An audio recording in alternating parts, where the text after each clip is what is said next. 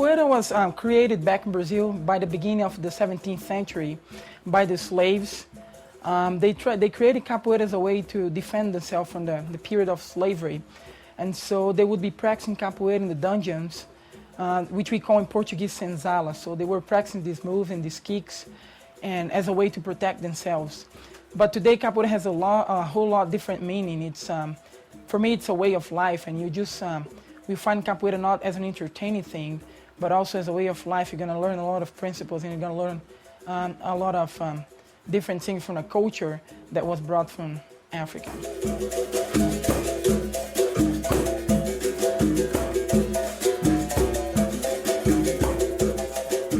Before it was a way of fighting, because they were in that period of slavery in Brazil, so they could do anything but stay and work all day long. And when in their free times, when they would be in the dungeons, which we call in Portuguese senzala, they would be practicing these blows, their culture, their kicks and punches and anything that they would practice. Then when they would flee, to the woods, and their master would chase him to put them back to jail, they would use Capoeira as a form to defend themselves. And like I said, before it was a fight, but today we have a lot of different meanings. Today it can be a dance, it can be a philosophy. You can learn an instrument, you can learn the language, you can learn the culture, you learn a lot of things. But before, Capoeira was really a fight. That was the purpose of creating Capoeira for the slaves before.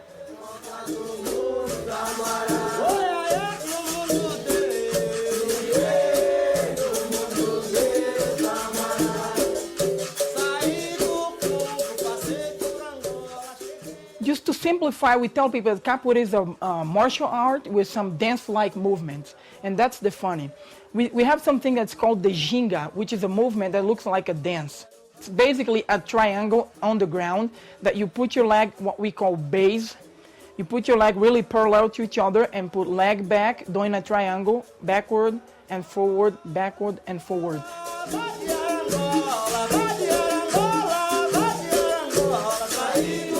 I grew up in a tough area in Brazil, and so my mom would always, she was smart enough to keep me busy and not to, keep me out of trouble. She put me in Capoeira classes, and in Capoeira class I learned that I should not be out on the street, I should not be using drugs, I should not be walking with the wrong people. So to keep me out of trouble, that's why I say it's a way of life. Capoeira took me my way, myself to the wrong way and put me in the right way.